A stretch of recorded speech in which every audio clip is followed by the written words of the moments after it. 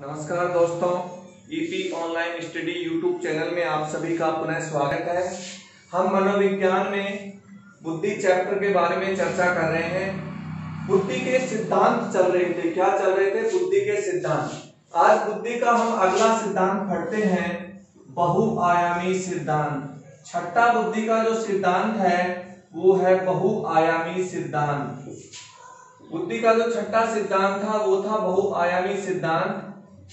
बहुआयामी सिद्धांत को हम बहुबुद्धि सिद्धांत भी बोलते हैं। क्या बोलते हैं? बहुबुद्धि सिद्धांत। बहुबुद्धि जैसे इसके नाम से भी स्पष्ट है, बहु मतलब अनेक, बुद्धियां मतलब अनेक प्रकार की बुद्धियां पाई जाती हैं। जो बहुआयामी सिद्धांत था वो सन 1983 में, कब? सन 1983 में अमेरिकी मनोवैज्ञानिक गार्डनर ने दिया था। किसने दिया था? अमेरिका के मनोवैज्ञानिक गार्डनर ने दिया था। कब दिया था? सन 1983 में बहुआयामी सिद्धांत, या फिर इसे हम बोल सकते हैं बहुबुद्धि सिद्धांत, जो सन 1983 में अमेरिका के मनोवैज्ञानिक गार्डनर ने दिया था। जो कहाँ के रहने वाले थे? अमेरिका। इन्होंने सन 1983 में बहुआयामी सिद्धांत दिया था। गार्डनर के अनुसार बुद्धि एक नहीं होती है, यानी एकांकी नहीं होती है, यानी बुद्धि का एक रूप नहीं होता है। जैसे अल्बर्ट बीने ने कहा था कि सब कुछ एक ही तत्व से संचालित होता है, एक क्षेत्र में जो योग्यता होगी वो अनेक होगी। लेकिन गार्डनर उस सिद्धांत या उस थ्योरी का खंडन करते हुए कहते हैं बुद्धि एक नहीं है, बुद्धि के अनेक प्रकार हैं, बुद्धियां अनेक प्रकार हैं, बुद्धि के अनेक प्रकार हैं, यानी अनेक प्रकार की बुद्धि हमारे मस्तिष्क में पाई जाती है। गार्डनर क्या कहते हैं? बुद्धि एकांकी नहीं, यानी एक रूप नहीं है बुद्धि का, बुद्धि अनेक प्रकार की होती है जो हमारे मस्तिष्क में पाई जाती है। कहाँ पाई जाती है? हमारे मस्तिष्क में पाई जाती है। अनेक प्रकार की बुद्धि हमारे मस्तिष्क में पाई जाती है। गार्डनर के अनुसार हमारे मस्तिष्क का यदि एक भाग हमारे मस्तिष्क का एक भाग क्षतिग्रस्त हो जाता है, कौन सा? एक भाग यदि क्षतिग्रस्त हो जाता है तो वो क्रिया करना बंद कर देता है, लेकिन जो मस्तिष्क का शेष भाग होगा वो सुचारू रूप से क्रिया करता है। कहने का मतलब कि ये जो मस्तिष्क में अनेक प्रकार की बुद्धि पाई जाती हैं, यानी उनमें से एक बुद्धि पर हल्का सा भी कोई भी नुकसान हो गया, वो क्षतिग्रस्त हो गई या निष्क्रिय हो गई, तो शेष जो अनेक प्रकार की बुद्धियां पाई जाती हैं वो अपना कार्य निरंतर रूप से चालू रखती हैं, यानी उनके कार्य के ऊपर उनका कोई प्रभाव नहीं पड़ता है।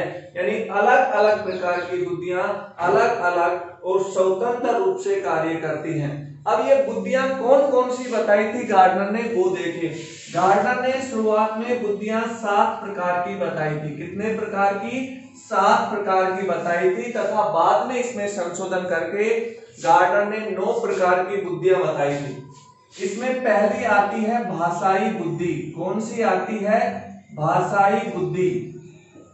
जैसे इसके नाम से स्पष्ट है, भाषाई बुद्धि शब्दों पर हमारा पूरा कंट्रोल होना, बोलने पर कंट्रोल होना, यानी हम शब्दों का ज्ञान और बोलने का ज्ञान हमें अच्छी तरह से जो आए वो किस में आता है? भाषाई बुद्धि। अब भाषाई बुद्धि में क्या? बोलने का तरीका, शब्दों को कैच करने का तरीका, शब्दों को पढ़ने का तरीका, यानी सब कुछ किस में आएगा? भाषाई बुद्धि में आएगा। बोलना, पढ़ना, लिखना अच्छे से विकसित होना वो किस में आएगा? भाषाई बुद्धि में। तो अब भाषाई बुद्धि में आते कौन है? इसके एग्जाम्पल में हम ले सकते हैं शिक्षक, क्योंकि शिक्षक को हमेशा बोलना होता है, तो भाषाई बुद्धि में कौन आएंगे? शिक्षक। दूसरी जो बुद्धि आती है वो तार्किक बुद्धि आती है। कौन सी? तार्किक या आंकिक। तार्किक या आंकिक बुद्धि, जैसे इसके नाम से स्पष्ट है, तार्किक यानी तर्क करने में विकसित होना या फिर अंकों की गणनाओं में परफेक्ट होना, वो सब किसमें आता है? तार्किक बुद्धि के अंदर आता है। इसमें जैसे वैज्ञानिक और गणितज्ञ आते हैं। कौन? वैज्ञानिक और गणितज्ञ, यानी जिनकी तर्क करने की क्षमता बहुत तेज होती है, अंकों की गणना करने की गति बहुत तेज होती है, वो सब किस में आते हैं? तार्किक या आंकिक बुद्धि में आते हैं। तीसरी जो बुद्धि आती है वो आती है स्थानक बुद्धि। कौन सी आती है? स्थानक बुद्धि। स्थानक बुद्धि यानी मतलब एक रूप से दूसरे रूप में परिवर्तित करना। स्थानक का मतलब एक रूप से दूसरे रूप में परिवर्तन करना। जैसे चित्रकार जो किसी का चित्र देखेगा और हूबहू उसकी कॉपी बना देता है। इंजीनियरिंग डिजाइन यानी कोई डिजाइनर होता है, जो डिजाइनर होता है वो किसी बिल्डिंग की डिजाइन तैयार करना, अन्य प्रोजेक्टों की डिजाइन तैयार करना, यानी एक रूप को दूसरे रूप में परिवर्तित करना ही क्या होता है? स्थानक बुद्धि होती है। चौथी आती है संगीतात्मक बुद्धि। कौन सी? संगीतात्मक बुद्धि। चौथी जो बुद्धि होती है वो संगीतात्मक बुद्धि होती है, यानी लय और स्वर के ऊपर अपने आप को विकसित करना, उसके ऊपर पूरी पकड़ रखना, वो किसके अंदर आती है? संगीतात्मक। स्पष्ट है कि जिसका सुर और ताल लय सब कुछ अच्छा होगा वो किसके अंदर आएगा? संगीतात्मक। इसके एग्जाम्पल सीधी सी बात है, इसमें कौन आएगा? गायक कलाकार आएंगे। संगीतात्मक बुद्धि, लय और स्वर मजबूत होना, यानी कौन आएंगे? गायक कलाकार। पांचवी जो बुद्धि बताई थी वो बताई थी शारीरिक बुद्धि। कौन सी बताई थी? शारीरिक बुद्धि। शारीरिक बुद्धि से स्पष्ट है कि अपने शरीर का कुशलता पूर्वक उपयोग करना। कौन आता है शारीरिक बुद्धि में? वो लोग जो अपने शरीर का कुशलता पूर्वक उपयोग कर सकते हैं उनको शामिल किया जाता है शारीरिक बुद्धि में। जैसे ड्राइवर, इनको शामिल किया गया है, ड्राइवरों को इसमें शामिल किया गया है, या फिर धावक जैसे दौड़ने वाले, यानी कि जो लोग अपने शरीर का अच्छी तरह से उपयोग कर सकते हैं वो इसमें आते हैं।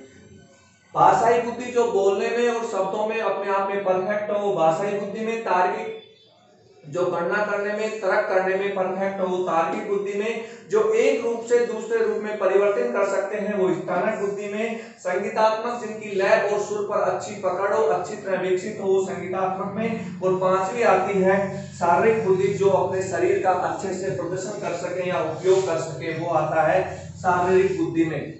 छठी जो बुद्धि आती है वो आती है व्यक्ति आत्मन बुद्धि। कौन सी आती है? व्यक्ति आत्मन बुद्धि। छठी जो बुद्धि दी गार्डनर साहब ने वो दी व्यक्ति आत्मन बुद्धि। जैसा कि इसके नाम से स्पष्ट हो रहा है, व्यक्ति आत्मन बुद्धि। कौन सी? व्यक्ति आत्मन बुद्धि। इसमें क्या होता है? व्यक्ति केवल स्वयं को पहचान करता है, स्वयं के अंदर छिपे हुए रहस्यों की पहचान करता है, वो किसके आता है? व्यक्ति आत्मन बुद्धि। यानी स्वयं को समझना, स्वयं के अंदर छिपे हुए रहस्यों को समझना ही क्या होती है? व्यक्ति आत्मन बुद्धि। जैसे कौन आता है इसमें? संत लोग इसमें आएंगे, वो व्यक्ति आत्मन में आएंगे। अगली जो बुद्धि है वो इसी की विपरीत है, व्यक्ति अन्य बुद्धि। कौन सी है? व्यक्ति अन्य बुद्धि। जैसा इसके नाम से स्पष्ट हो रहा है, व्यक्ति अन्य बुद्धि यानी दूसरों के व्यवहार को समझना और उसी के अनुसार अपना व्यवहार करना। कहने का मतलब दूसरों की भावनाओं को पहचानते हुए उसके यानी दूसरों की भावनाओं के अनुसार व्यवहार करना ही क्या आता है? व्यक्ति अन्य बुद्धि। जैसे हम कहीं पर गए तो सामने वाला किस प्रकार की भावनाएं जाहिर कर रहा है तो उसकी भावनाओं के अनुसार यानी सामने वाले की भावनाओं के अनुसार जो हम अपना व्यवहार प्रकट करते हैं वो किस में आता है? व्यक्ति अन्य बुद्धि में आता है। जैसे इसमें कौन आता है? नेता और समाज सेवी। कौन आएंगे? नेता और समाज सेवी। ये जो 7 बुद्धि थी गार्डनर ने जब ये सिद्धांत दिया बहुआयामी बुद्धि सिद्धांत उसमें दिया, उसके बाद में इसमें 2 रूप बुद्धि के और बढ़ा दिए गए। 8वां रूप दिया गया प्रकृतिवादी। कौन सा दिया गया? प्रकृतिवादी बुद्धि। यानी कि इस बुद्धि के अंदर क्या आता है? प्रकृति के रहस्यों को समझना।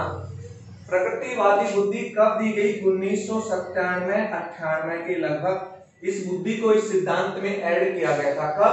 1997-98 में। प्रकृतिवादी में क्या आता है? प्रकृति के रहस्यों को समझना, जानना, उन पे चर्चाएं करना, सब कुछ किसमें आता है? प्रकृतिवादी में। इसमें कौन आते हैं? जीववादी यानी जीव वैज्ञानिक होते हैं वो लोग इसमें आते हैं प्रकृतिवादी में, जैव वैज्ञानिक। और अंतिम जो 9वीं बुद्धि दी गई थी वो दी गई थी अस्तित्ववादी।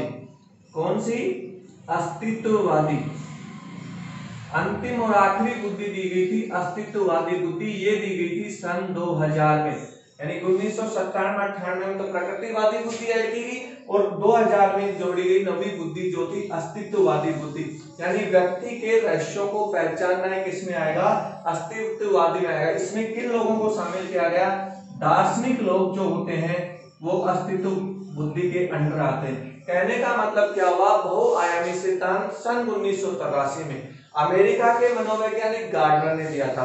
गार्डनर साहब के अनुसार बुद्धि एकांकी नहीं होती है, अर्थात बुद्धि एकांकी ना होकर बुद्धि के अनेक रूप होते हैं, और ये जो बुद्धि के अनेक रूप होते हैं ये एक दूसरे से स्वतंत्र होकर कार्य करते हैं। स्वतंत्र होने का मतलब यदि हमारे मस्तिष्क में जो अनेक प्रकार की बुद्धि पाई जाती है, तो यदि मस्तिष्क का एक भाग क्षतिग्रस्त हो जाए तो बुद्धि के जो अन्य भाग होते हैं वो स्वतंत्र रूप से कार्य करते हैं, यानी वो एक भाग के क्षतिग्रस्त होने से अपने कार्य नहीं रोकते हैं, केवल जो भाग क्षतिग्रस्त हुआ है वो ही निष्क्रिय होते हैं। अब उन्होंने बुद्धि के शुरुआत में 7 प्रकार बताए और आखिर में इस सिद्धांत में संशोधन करके कितने प्रकार की बुद्धि कर दी गई, 9 प्रकार की बुद्धि कर दी गई। पहली भाषाई, दूसरी तार्किक, तीसरी स्थानक, चौथी संगीतात्मक, पांचवी शारीरिक, छठी व्यक्ति आत्मा, सातवीं व्यक्ति अन्य, आठवीं प्रकृतिवादी और नौवीं की जो अस्तित्ववादी। तो ये था बहुआयामी सिद्धांत गार्डनर का। अब इससे जो अगला सिद्धांत आता है बुद्धि का वो था समूह कारक सिद्धांत। कौन सा सिद्धांत, समूह कारक सिद्धांत। बहुआयामी सिद्धांत के बाद बुद्धि का कौन सा सिद्धांत आता है, समूह कारक सिद्धांत। हमने जो बुद्धि का अगला सिद्धांत पढ़ा वो है समूह कारक सिद्धांत। समूह कारक सिद्धांत, समूह कारक जो सिद्धांत था वो सन 1938 में, कब, सन 1938 में, सन 1938 में थर्स्टन व कैली ने, किसने, थर्स्टन व कैली ने दिया था। कब दिया था, सन 1938 में समूह कारक सिद्धांत थर्स्टन व कैली ने दिया था।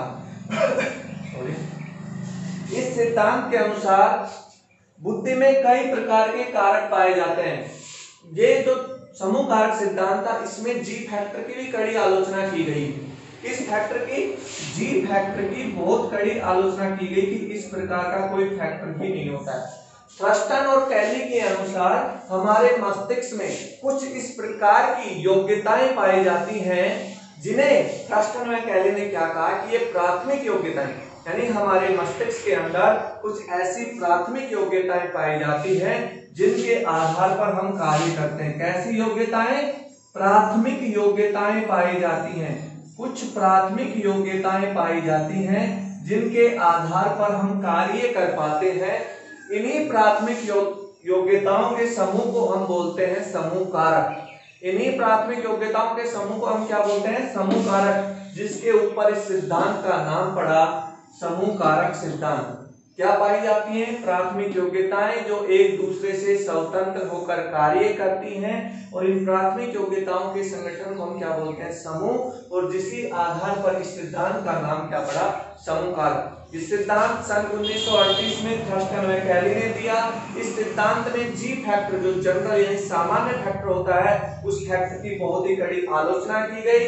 थर्स्टन व कैली के अनुसार हमारे मस्तिष्क में कुछ प्राथमिक योग्यताएं पाई जाती हैं जो एक दूसरे से स्वतंत्र होकर कार्य करती हैं, और इन्हीं प्राथमिक योग्यताओं के संगठन को या समूह को समूह कारक कहते हैं। तो थर्स्टन ने शुरुआत में 13 प्रकार की मानसिक योग्यताएं बताई थी। कितने प्रकार की, 13 प्रकार की। बाद में उन्होंने इसमें संशोधन करके कितनी प्राथमिक योग्यताएं कर दी, 9 प्रकार की। लेकिन जब मनोविज्ञान विभाग द्वारा इस सिद्धांत को स्वीकार किया गया तो इसमें केवल कितने प्रकार की, 7 प्राथमिक योग्यताओं को स्वीकार किया गया।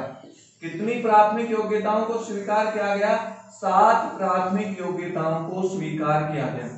समूह कारक में आखिर में जब ये सिद्धांत स्वीकार हुआ तो कितनी योग्यताओं को स्वीकार किया गया, 7 प्राथमिक योग्यताओं को स्वीकार किया गया। अब ये 7 प्राथमिक योग्यताएं कौन सी होती हैं, पहला होता है भाषण, दूसरा होता है तार्किक, तीसरा होता है शाब्दिक, चौथा होता है प्रक्षेपण प्रेक्षण, पांचवा होता है स्मरण और एक होता है पर्यवेक्षण। यानी कौन कौन से बताई? भाषण, तार्किक, शाब्दिक, प्रेक्षण, स्मरण और पर्यवेक्षण। यानी इस प्रकार की प्राथमिक योग्यताएं, यानी ये कुछ प्राथमिक योग्यताएं थी। भाषण संबंधी प्राथमिक योग्यताएं, तार्किक संबंधी, शाब्दिक संबंधी, प्रक्षेपण संबंधी, स्मरण संबंधी और पर्यवेक्षण। ये 6-7 जो प्राथमिक योग्यताएं थी वो किन्होंने बताई? थर्स्टन व कैली ने बताई।